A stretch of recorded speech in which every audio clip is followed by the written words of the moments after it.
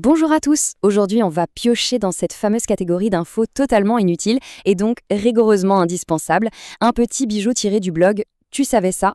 On va s'attaquer à un rituel que franchement, tout le monde connaît par cœur, les bougies d'anniversaire. Mais sérieusement, qui a eu cette idée un peu folle de mettre le feu à un gâteau pour fêter quelqu'un? Allez, c'est parti, on remonte le temps.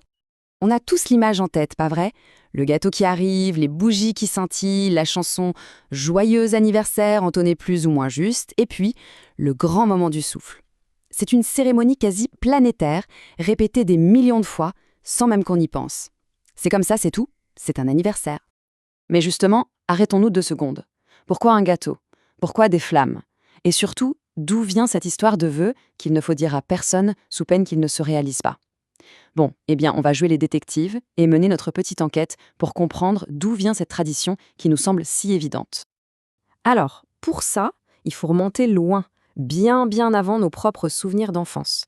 La toute première piste, la racine de toute cette histoire, elle nous emmène des milliers d'années en arrière, direction la Grèce antique.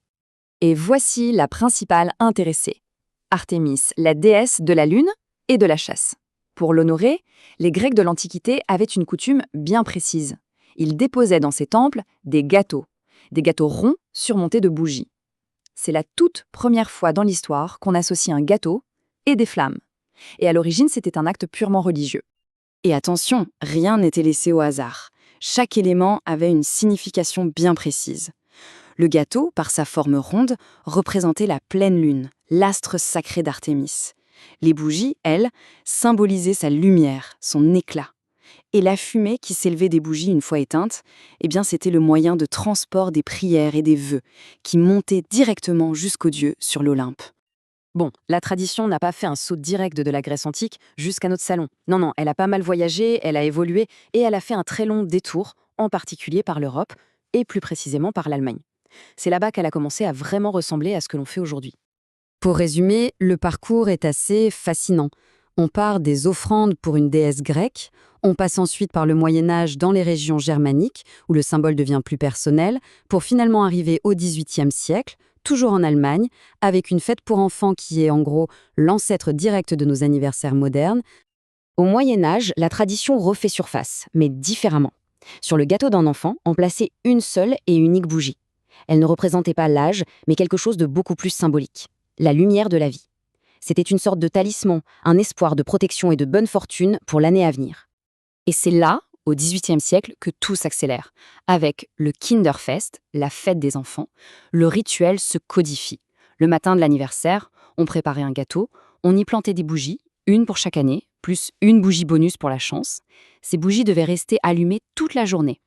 Et le soir, enfin, l'enfant pouvait les souffler et faire son vœu secret. Franchement, ça ne vous rappelle rien ? Parlons-en justement de ce moment crucial, le clou du spectacle, le souffle. Pourquoi est-ce si important de souffler les bougies? Et si possible, tout en même temps, s'il vous plaît. En fait, ici, on a la fusion de deux croyances. On a gardé l'idée des Grecs, selon laquelle la fumée transporte les souhaits vers le ciel, mais les Germains ont ajouté une condition, une sorte de défi, il faut tout éteindre d'un seul coup. C'est ce souffle unique qui scelle le vœu et lui donne le pouvoir de se réaliser. Et voilà d'où vient notre superstition actuelle. On a parlé des bougies, du vœu, du souffle, mais on a failli oublier l'essentiel, la star de l'événement, le gâteau lui-même. Pourquoi une pâtisserie est-elle devenue le support de tout ce rituel? Eh bien, la raison est finalement assez logique. Le gâteau, ça a toujours été un symbole de fête, de partage, de quelque chose d'exceptionnel. Il faut se rappeler que pendant des siècles, le sucre, la farine blanche, c'était des produits de luxe réservés aux très grandes occasions. Du coup, offrir un gâteau, c'était un vrai cadeau. Et puis, petit à petit, il s'est démocratisé jusqu'à devenir absolument incontournable.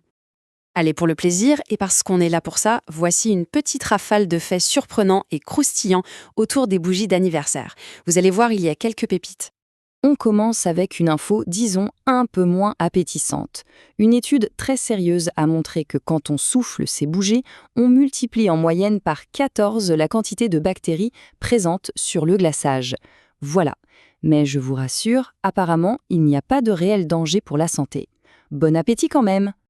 Côté record du monde, sachez que la plus grosse bougie d'anniversaire jamais fabriquée pesait plus de 400 kilos. Oui, oui, 400 kilos. C'était aux États-Unis en 2015. On n'ose même pas imaginer la taille des poumons qu'il a fallu pour l'éteindre celle-là. Et ça, c'est une de mes préférées. La chanson Joyeux anniversaire, Happy Birthday to You a été protégée par des droits d'auteur pendant des décennies. Ça veut dire que techniquement, pour la chanter dans un film ou une série, il fallait payer. C'est fou, non? Heureusement, elle est enfin tombée dans le domaine public en 2016. On peut maintenant la chanter librement.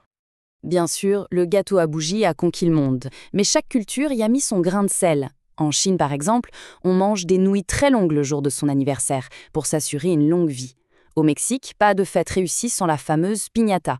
Et un peu partout, la vieille croyance à la vie dure. Oublier de souffler ses bougies, ça porterait malheur. Une superstition qui a traversé les âges. Et voilà. Maintenant, la prochaine fois que vous verrez quelqu'un s'apprêter à souffler ses bougies, vous saurez tout ce qui se cache derrière ce simple geste. Vous y verrez un peu d'une prière à une déesse grecque et beaucoup de la joyeuse tradition des enfants allemands du XVIIIe siècle. C'est quand même plus sympa, non? À bientôt pour une prochaine info.